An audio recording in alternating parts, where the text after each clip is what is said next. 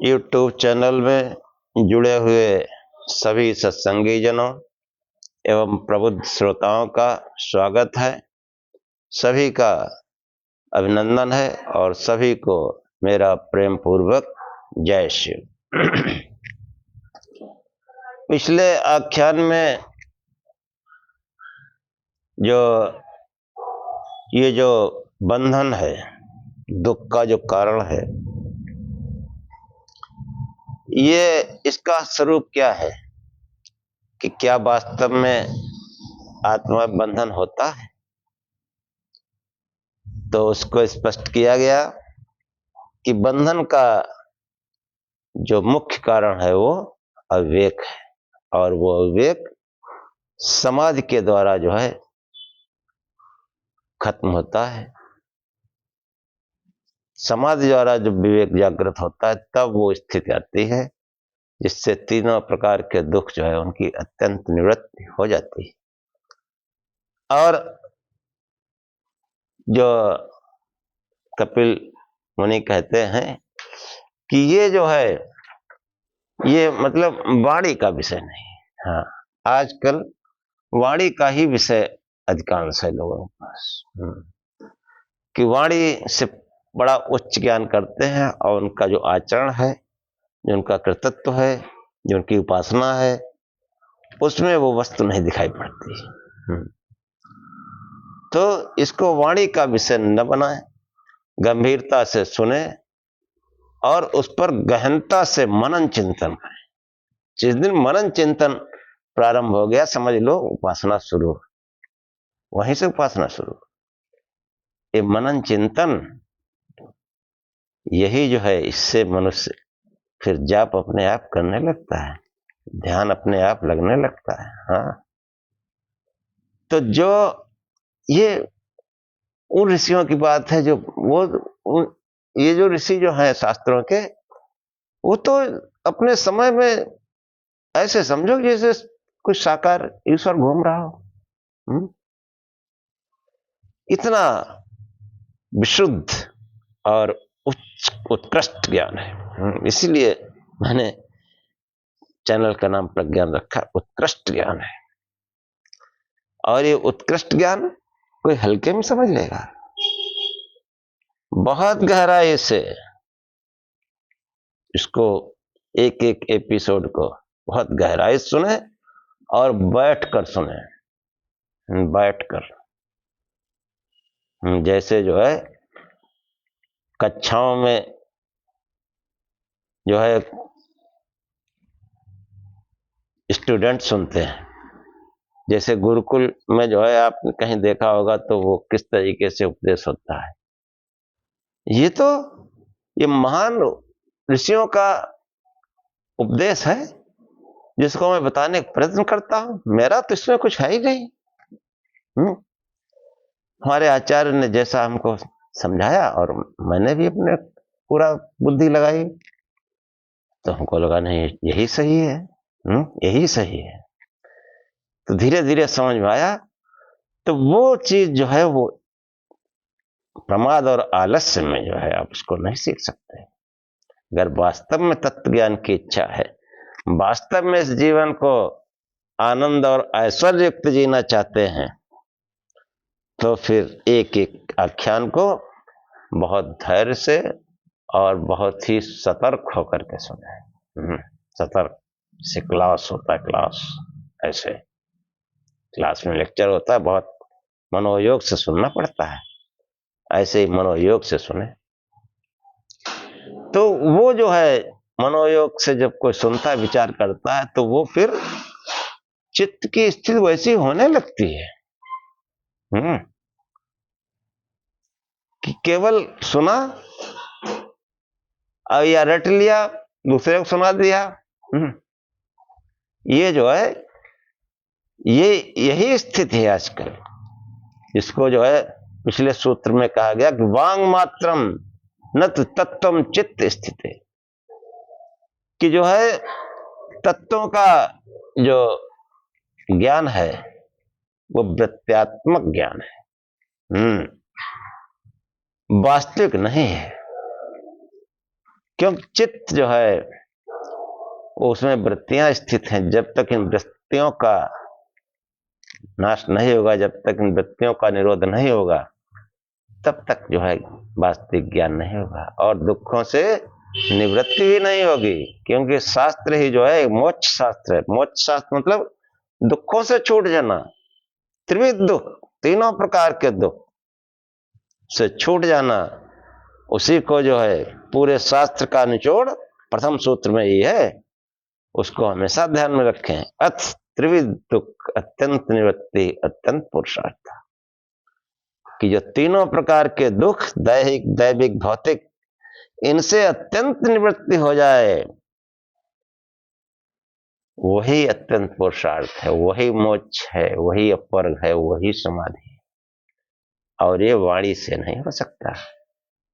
हाँ, और हमारा जो ज्ञान है, जो बहुधा देखा जाता है, ये सब वाणी मात्र ही ज्ञान है। ये पतंजलि, ये कपिल मुनि का जो सूत्र है वांग मात्रम, ये जो ज्ञान है ये वांग मात्र है।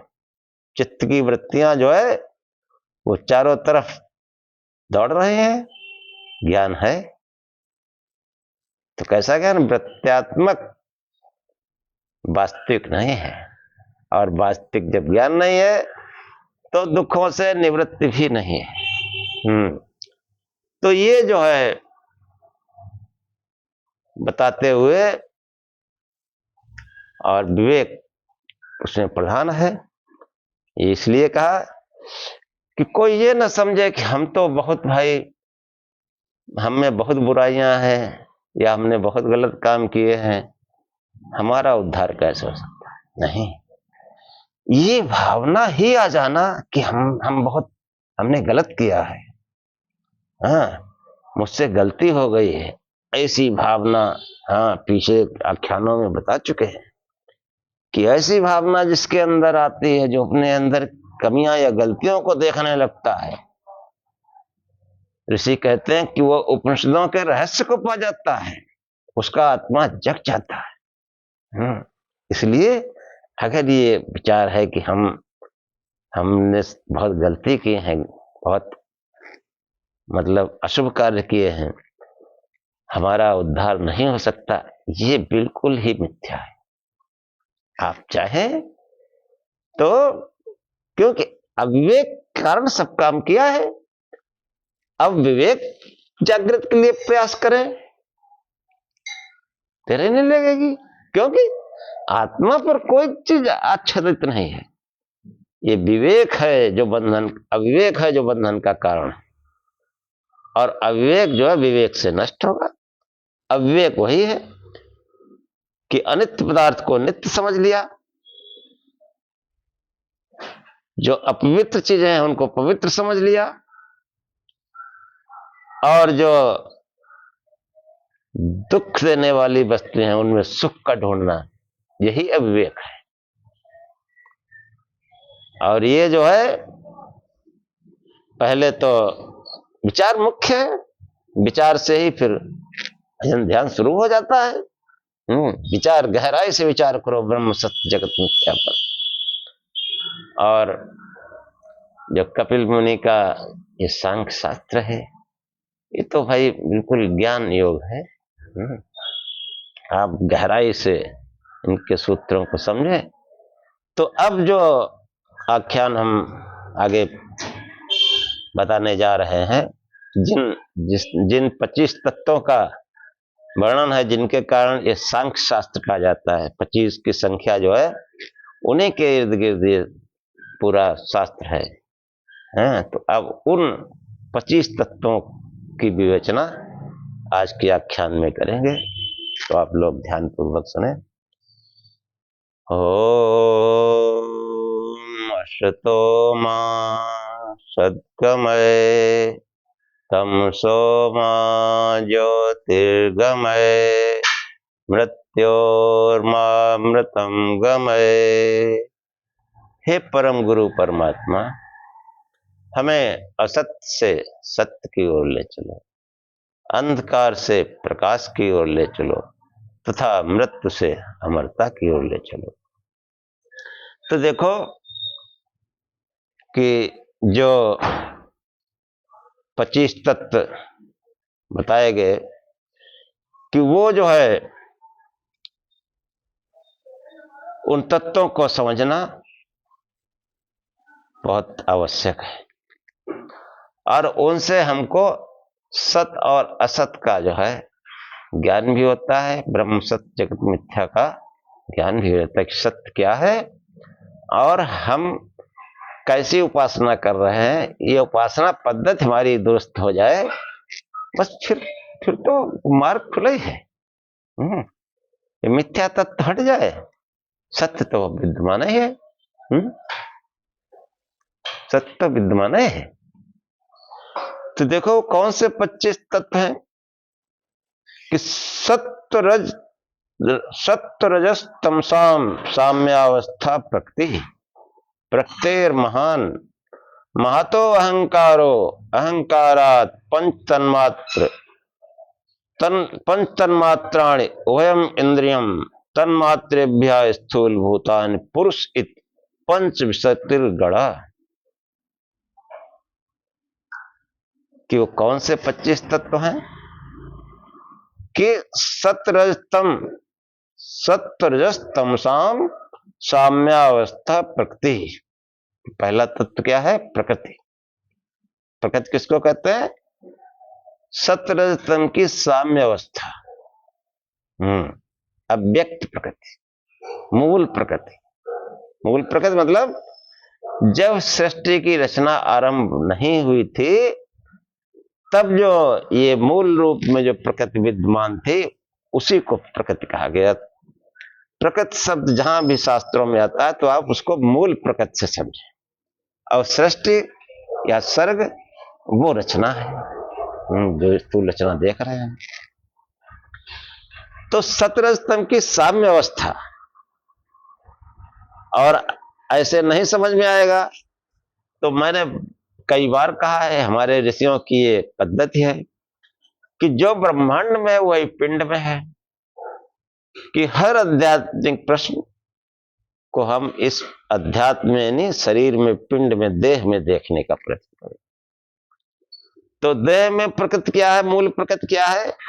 सत्वरजतम की साम्य अवस्था क्या है? जब हम गहरी नींद में होते हैं, गहरी नींद में, तो वो जो है हम मूल प्रकृति में होते हैं। सुसुप्ति अवस्था जिसको होता है, सुसुप्ति जागृत होता है, स्वप्न, और दूसरा सुसुप्ति। जागृत में तो हम स्थूल संसार को देख ही रहे हैं। हाँ, पहले कई आख्यानों में आ चुका है, फिर भी शॉर्ट में समझ लो कि एक तो जागृत है, दूसरा हम स्वप्न में चले जाते हैं, विचारों में खो जाते हैं, और तीसरा जब हम न कुछ देख रहे हैं बाहर, न हम विचार कर रहे हैं, न स्वप्न देख रहे हैं, गहरी नींद में जब सो रहे होते हैं, वो है सत्वरजतम की साम्य अवस्था। और उस समय जो भी है वो कैसा है? अव्यक्त। उसको हम व्यक्त नहीं कर सकते। गहरी नींद को कोई व्यक्त कर सकता है? क्या था वहां? हाँ, यही कहोगे कि मैं नहीं जानता, मैं इस बारे में कुछ नहीं जानता। हाँ है क्या? उसका हमने अनुभव किया है सुसुप्ति का, लेकिन क्या है ये नहीं बताया जा सकता, इसलिए उसको अव्यक्त प्रकृति कहते हैं। और ब्रह्मांड में वो जो अव्यक्त प्रकृति है, मतलब तब कुछ भी नहीं दिखता था, कुछ भी नहीं था, कुछ था ही नहीं। तो ये जो है पहला तत्व है कि सत्वरजतम की साम्य अवस्था प्रकृति, और प्रकृति से फिर महत, प्रकृतिर महान।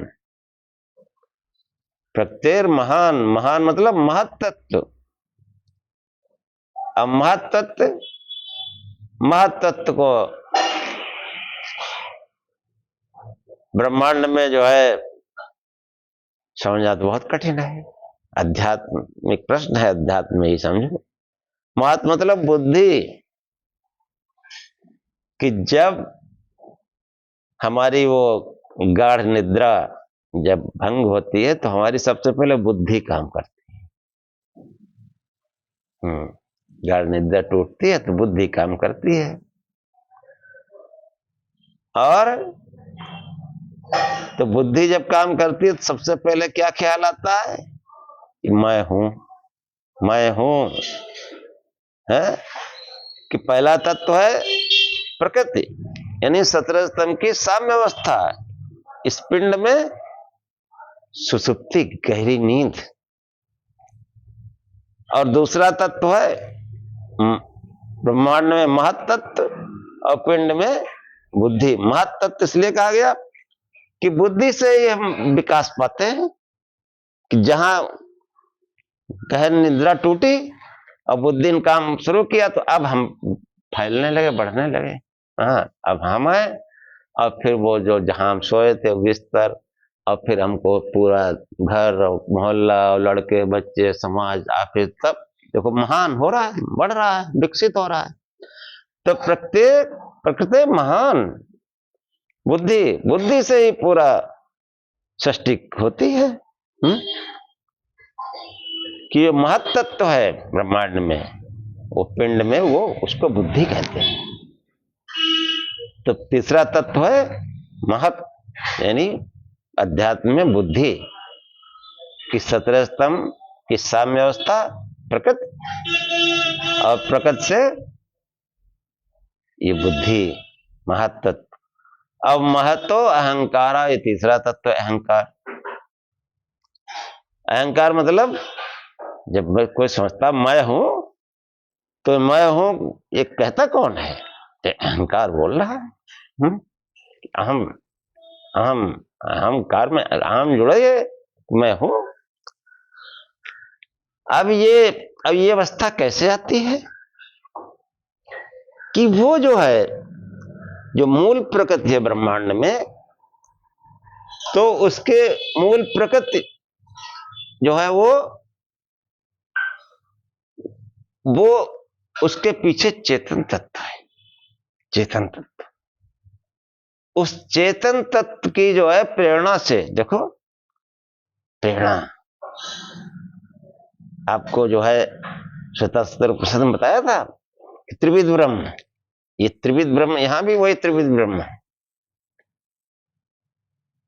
कि त्रिविध ब्रह्म मतलब एक तो जीवात्मा, दूसरा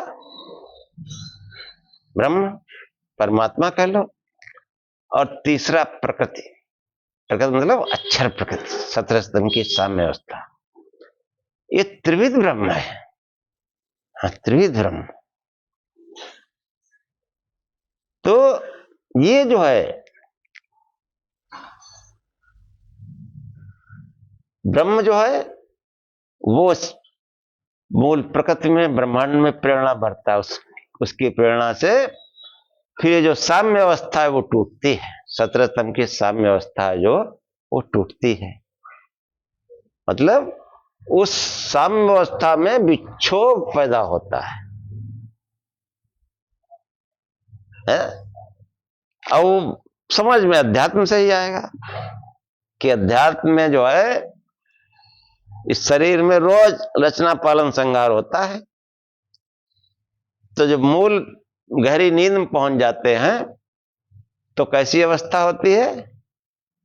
वो मूल में होते हैं, और या कह लोग वहां कुछ है ही नहीं, जिसका मतलब सब लय हो गया। लय हो गया, जागृत स्वप्न उसमें लय हो जाता है, उसी को संहार नाम दे दिया। अब ये देखो, इसका एक वो है विभाजन कि 8 घंटे जागृत, 8 घंटे स्वप्न, और 8 घंटे सुसुप्ति।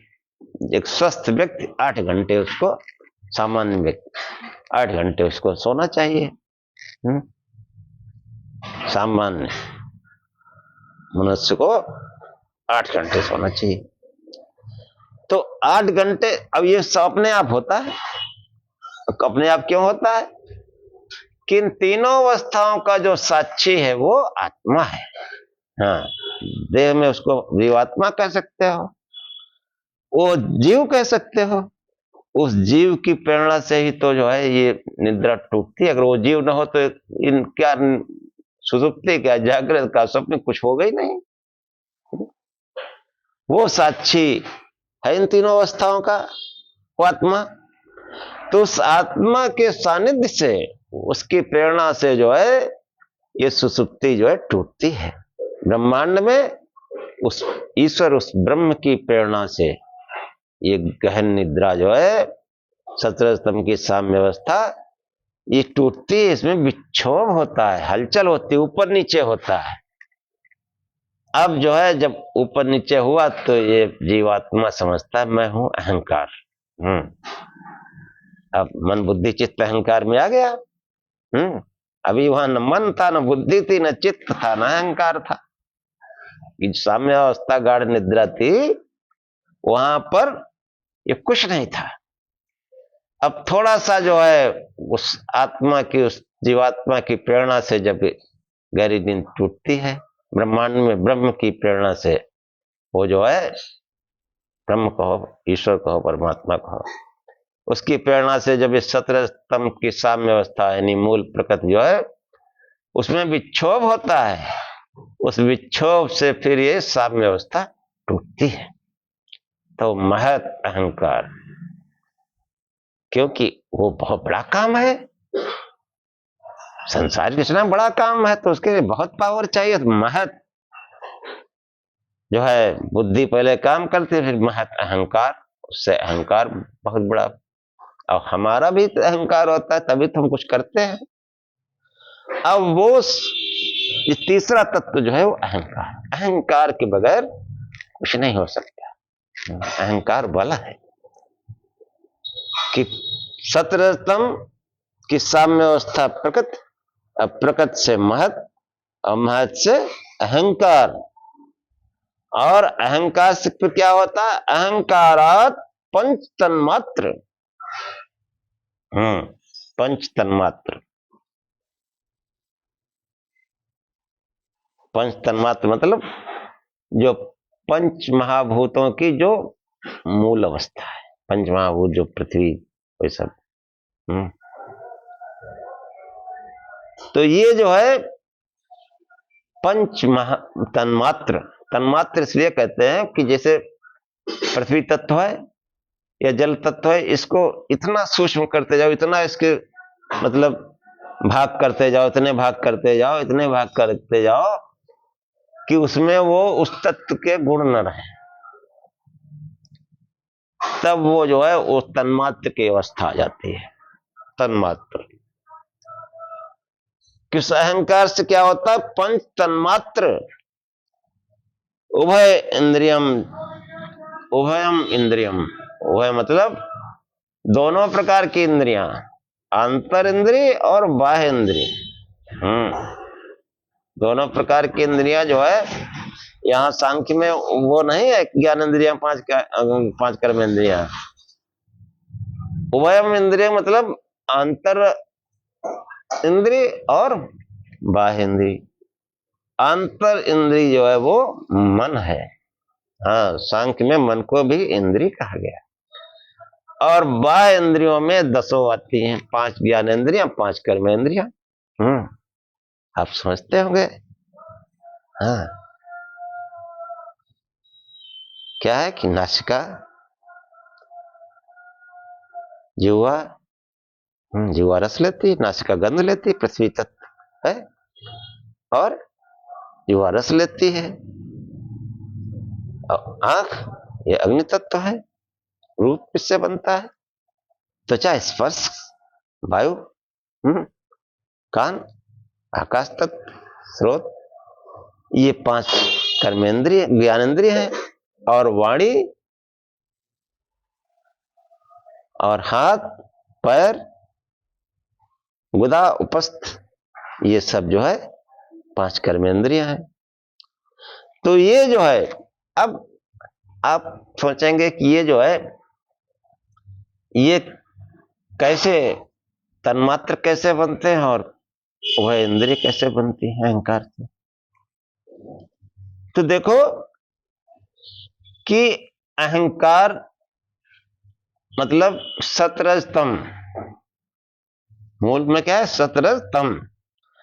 अब उनमें विक्षोभ उत्पन्न हुआ तो फिर इनमें जो साम्य अवस्था थी वो साम्य अवस्था भंग होती है। किसी का उद्रेक होता है, कोई थोड़ा दब जाता है। यही होता है। और इसके पीछे भी विज्ञान है कि हमारा जो है, जो मूल कारण का भी जो मतलब वो बुद्धि कैसे जो है ये मतलब जो है किधर जाएगी। तो हमारी वृत्ति कैसी है, तामसिक वृत्ति है कि सात्विक वृत्ति है, कि तमोगुण भी है, रजोगुण भी है और सतोगुण भी है। तो रजोगुण वो स्वयं कुछ नहीं कर सकता, यद्यपि पावर वही देता है, लेकिन स्वयं नहीं कुछ करता। वो या तो सत्य के सहयोग से कुछ करेगा या तम के सहयोग से करेगा। जो अहंकार है, अहंकार रजोगुण का प्रतीक है। अहंकार जो है रजोगुण का प्रतीक है, लेकिन वो स्वयं कुछ नहीं कर सकता। तो वो जब सत्य के साथ प्रवृत्त होता है, तो सत्य के साथ प्रवृत्त होने पर मन और ये वह इंद्रिय और जो तम के साथ प्रवृत्त होता है, संलग्न होता है, तब वे पंच तन्मात्र, उनसे पंच महाभूत बनते हैं। पंच महाभूत, समझो। इस तरीके से ये जो है ये सृष्टि रचना भी है। सृष्टि रचना देखो ना, अध्यात्म में देखो कि हम सब के जगह अब हम अगर जो है बढ़िया भजन करके सोए, सात्विक विचार हम सोए, उत्तम पुस्तक पढ़ के सोए, सात्विक भोजन करके सोए, सत्संग करके सोए, तो हम जब उठेंगे तो हमारे अंदर वो सात्विक विचार ही होंगे। हमसे हमारी प्रवृत्ति शुभ कर्मों में होगी। और हम तामसिक भोजन करके सोए, तामसिक विचार लेके सोए, दुर्जन लोगों की संगत करके जो है तब हम सोने गए, तो जब हम जगेंगे तो हमारा अहंकार फिर तमोगुण के साथ संलग्न हो जाएगा। इसका रहस्य गुण। इसीलिए तो हमारे ऋषि मुनि कहते हैं सात्विक भोजन करो, शाकाहारी भोजन करो, तभी जो है वो इन दुखों का दूर नाश होगा, तभी बुद्धि सही काम करेगी। तो क्या हुआ कि जो है अब स्थूल भूत बन गए, तो ये कुल मिलाकर के कितने हुए? 23। और 24वां जो है वो चेतन तत्व। चेतन तत्व को दो भागों में विभक्त किया गया है कि एक ईश्वर, दूसरा जीवात्मा। हाँ, कि देखो जहां मतलब 17 स्तंभ की साम्य अवस्था टूटी, इसको बहुत अच्छे समझ लीजिए। 17 स्तंभ की साम्य अवस्था जहां टूटी तो वो महत मतलब बुद्धि ने काम करना शुरू किया। अब वहीं से जो है सर्ग का आरंभ हो गया, यानी सृष्टि रचना जो है वहीं से आरंभ हो गई।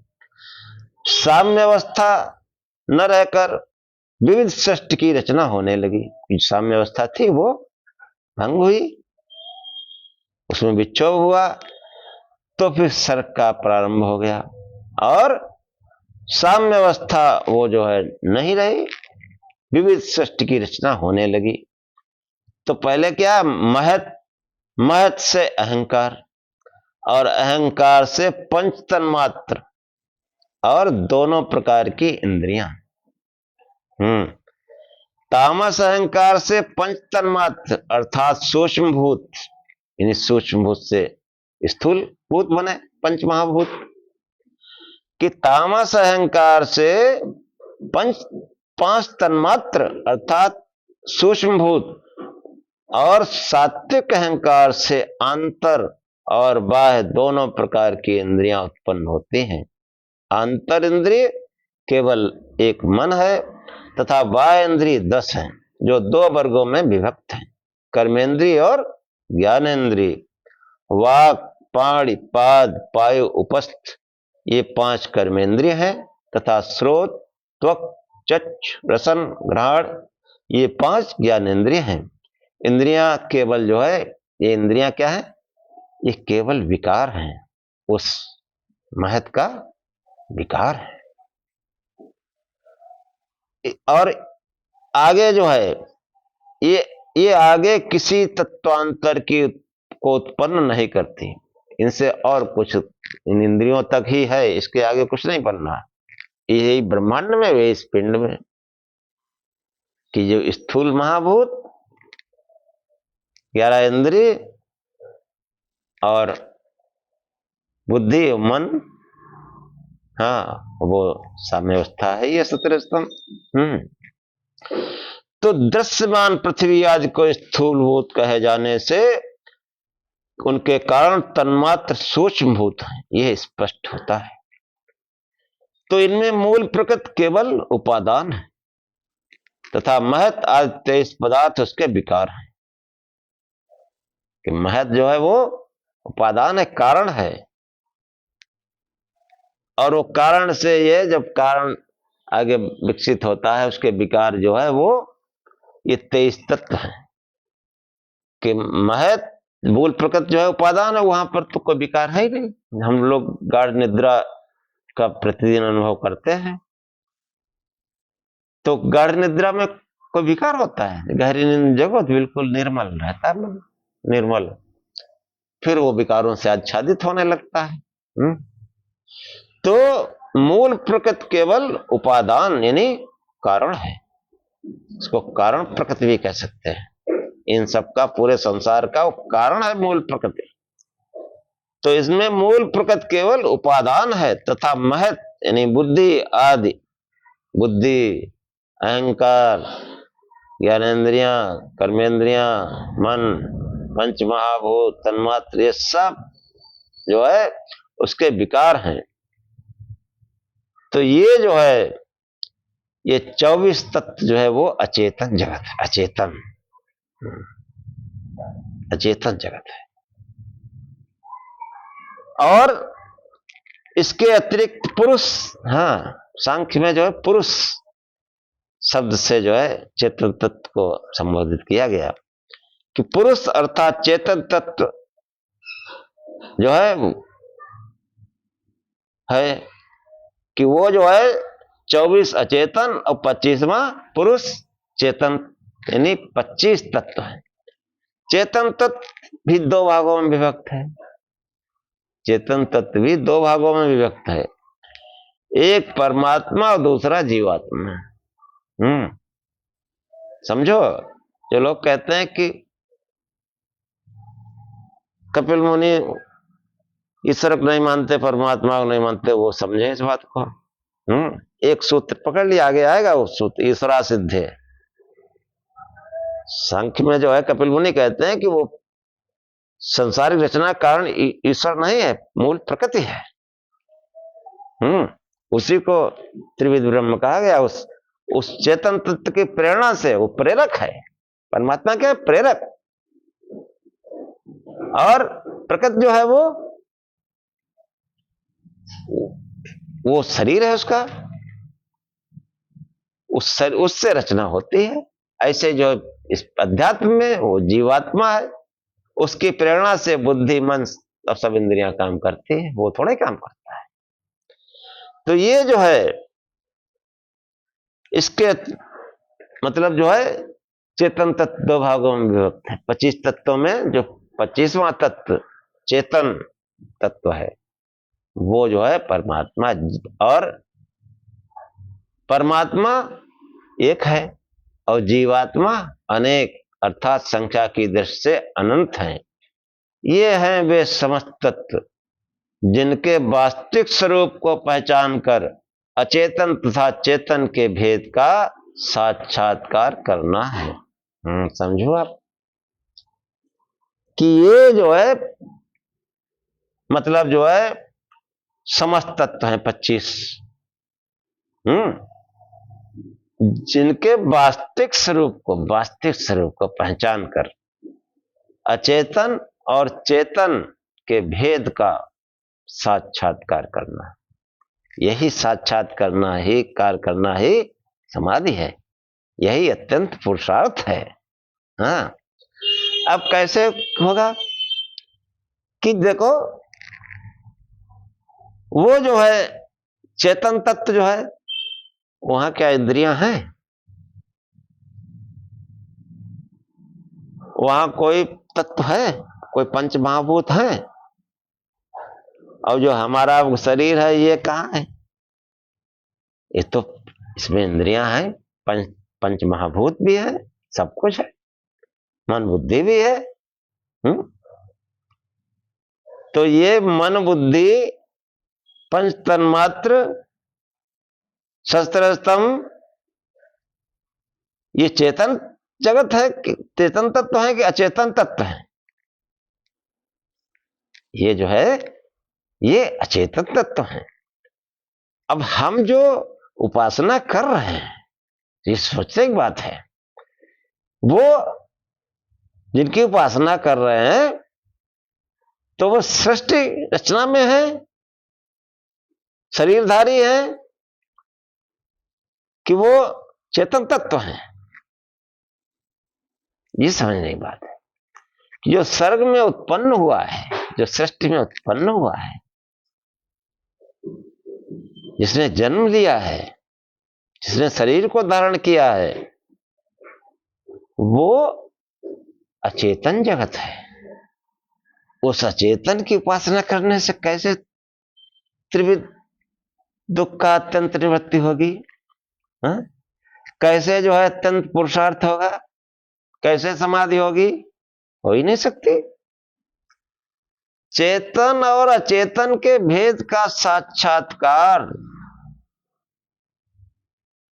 कैसे हो? इसलिए इन 25 तत्वों का सांख्य में वर्णन किया गया। इन पर हम गहनता से विचार करें कि जो भी इष्ट हमारे पास है, हाँ, और जिनकी उपासना की बात करते हैं, उनका कोई जन्म नहीं, कोई मृत्यु नहीं, और विराट पुरुष का साकार जो है स्वरूप हमको दिया हमारे ऋषियों ने वेदानुकूल।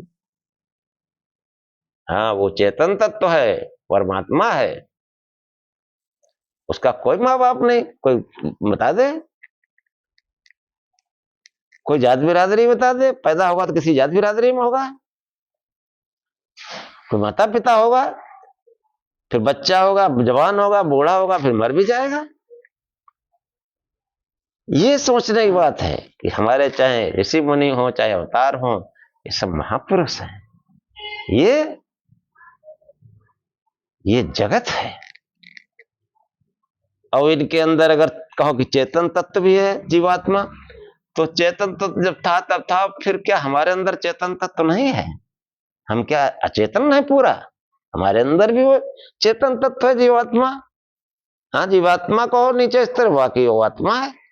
उस आत्म तत्व को खोजो। फिर चेतन तत्व जो हमारे अंदर है, जो 25वां चेतन तत्व है, एक परमात्मा और दूसरा जीवात्मा, अब वो सबके अंदर है। कहा कि वो जीवात्मा अनंत है, तो उस जीवात्मा को, उस आत्म तत्व को ढूंढो अपने अंदर। और वो चेतन तत्व का दोनों में कनेक्शन है। वो चेतन अलग है या चेतन अलग है, तो जब अचेतन में हम जुट जाएंगे तो फिर अचेतन की भरमार हो जाएगी। और जब चेतन में जुट जाएंगे, उस आत्मा की खोज करना शुरू करेंगे अपने अंदर, तो फिर दूसरा तत्व वहां परमात्मा है। तो जीवात्मा का उस परमात्मा से कनेक्शन है, और जितने जो अचेतन तत्व है, उनका चेतन तत्व से संपर्क है। तो वो जो है, जो हम उपासना करते हैं, ये हमको बहुत गहराई से विचार करना है कि हम चेतन तत्व की उपासना करते हैं कि अचेतन तत्व की करते हैं। अचेतन तत्व की करेंगे फिर वो माया से माया थोड़ा धोई जा सकती है, वो सब माया है, जगत है। और जो चेतन तत्व है, इस पिंड में चेतन तत्व है, इसलिए उसी का तो ध्यान किया जाता है। वो चेतन तत्व हमारे अंदर है, हाँ, और उस चेतन तत्व वो दो ही हैं वहां पर, जीवात्मा परमात्मा। जब इस जीवात्मा को जान लेंगे, इसका कनेक्शन परमात्मा से है, तो इस कनेक्शन से वो परमात्मा भी, उसको वो भी ज्ञान हो जाएगा। इसीलिए जो है देखो कितना सटीक वैज्ञानिक व्यवहारिक ज्ञान है हमारे सनातन का। इसे पढ़ना चाहिए, वैदिक साहित्य पढ़ना चाहिए। हाँ, तो ये जो अचेतन तत्व है, इससे हम, मतलब इसमें हमारे पुरुषार्थ है, ये भी हमारे भोग के लिए है चेतन जगत। और चेतन जगत जो है वो हमको जानना चाहिए कि सांख्य में जो है कपिल मुनि कहते हैं कि ये समस्त तत्व हैं जिनके वास्तविक स्वरूप को पहचान कर अचेतन और चेतन के भेद का साक्षात्कार करना है। भेद का, कि हम अचेतन में चिपके पड़े हैं तो उस चेतन कैसे क्या होगा, ये समझकर उस चेतन तत्व का जो है अपने अंदर ध्यान करें। और ये अपने अंदर का जो आत्म तत्व है वो परमात्मा तत्व से, परम तत्व से मिला है। इस आत्मा की वो आत्मा है, इसलिए वो परमात्मा कहा जाता है। इस आत्मा की भी वो आत्मा होने से परमात्मा कहा जाता है। और अगर अचेतन में जुड़ेंगे तो अचेतन में अचेतन जुड़ते चले जाएंगे, फिर वो अचेतन में रह जाएंगे। और अचेतन जो है वो, उससे दुखों की अत्यंत निवृत्ति नहीं हो सकती है। इसलिए जो है उस चेतन तत्व का जो है हम प्रकाश स्वरूप से ध्यान करें। और साकार में जो है भगवान शंकर की प्रतिमा रख ले, शिव शिव जपे, फिर बहुत जल्दी चेतन और चेतन का साक्षात्कार होगा। अब यहीं आख्या समाप्त करते हैं। ओम सहनाववतु सहनौ भुनक्तु सह वीर्यं करवावहै तेजस्विनावधीतमस्तु मा विद्विषावहै। ओम शांति शांति शांति। हे परमात्मा, हम दोनों श्रोता और वक्ता को साथ साथ उसकी रक्षा करें, साथ साथ पालना करें। हम दोनों साथ साथ बल को बढ़ाएं, पराक्रम करें। हमारा पढ़ा पढ़ाया एक साथ तेजस्विता को प्राप्त करे, हम आपस में द्वेष न करें। हे परमात्मा, हम दोनों को त्रिविध शांत प्राप्त हो। हमारे जीवन में दैहिक दैविक भौतिक ये दुख ना है, इनकी अत्यंत निवृत्ति हो जाए, त्रिविध दुख से अत्यंत निवृत्ति हो जाए। ओम शांति शांति शांति। जय शिव।